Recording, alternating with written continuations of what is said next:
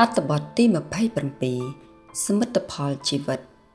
បើនិយាយពីសមិទ្ធផលនៃជីវិតវាអាចប្រែប្រួលនិងមានភាពទូលំទូលាយអាស្រ័យលើការឲ្យតម្លៃនិងផ្អែកលើគោលដៅរបស់មនុស្សម្នាក់ៗក៏ប៉ុន្តែបើយើងអង្កេតមើលឲ្យកាន់តែស៊ីជម្រៅទៅនោះសមិទ្ធផលនៃជីវិតអាចសំដៅលើកិច្ចការមួយចំនួនដែលយើងអាចមើលឃើញជាក់ស្ដែងដូចជា 1. ការអប់រំនៅត្រង់ចំណុចនេះយើងចង់សំដៅដល់ការទទួលបានឱកាសបញ្ចប់ការសិក្សាថ្នាក់បឋមសិក្សា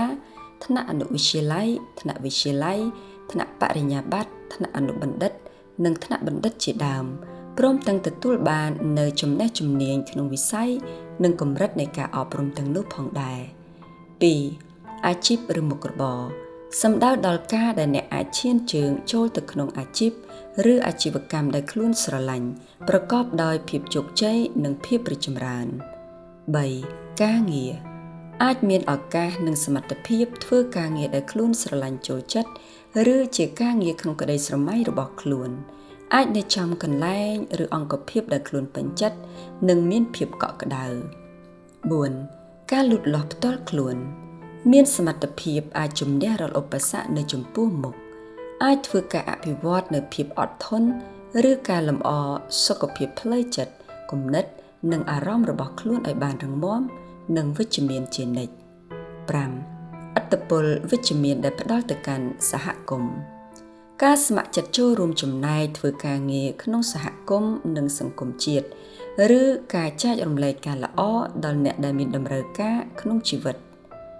6. ទំនាក់ទំនងការកសាងទំនាក់ទំនងល្អជាមួយក្រុមគ្រួសារមិត្តភ័ក្តិមិត្តរួមការងារនិងមនុស្សនៅក្នុងសហគមន៍របស់ខ្លួន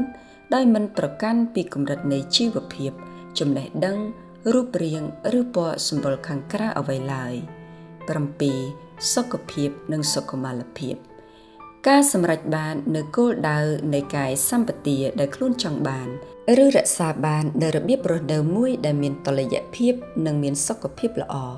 ជារួមមកសមិទ្ធផលនៃជីវិតរបស់បុគ្គលម្នាក់ៗវាមិនមានសភាពឬរូបភាពដូចគ្នានោះទេពោលគឺវាអាស្រ័យលើការឲ្យតម្លៃនិងការកំណត់នៅផែនការជីវិតរបស់មនុស្សម្នាក់ៗទៅវិញទេប្រសិនជាអ្នកមានក្តីស្រមៃឬចង់បានអ្វីហើយអ្នកអាចធ្វើវាឲ្យចេញជារូបរាងឡើងនេះមានន័យថា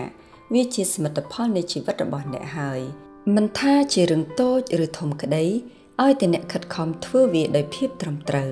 ហើយផលផ្លែដែលទទួលបានមកនោះវាគឺជាសមិទ្ធផលយ៉ាងពិតប្រាកដសម្រាប់ជីវិតអ្នកហើយបើអ្នកចង់បានជីវិតមួយដែលអាចបន្សល់ទុកនូវសមិទ្ធផលល្អៗជាច្រើនសម្រាប់អនុជនជំនាន់ក្រោយនោះចូលរក្សាឲ្យបាននូវក្តីស្រមៃបន្តធ្វើវាដោយការព្យាយាមនិងការខិតខំប្រឹងប្រែងឲ្យបានជាប់លាប់ជាប្រចាំត្រូវចាំថា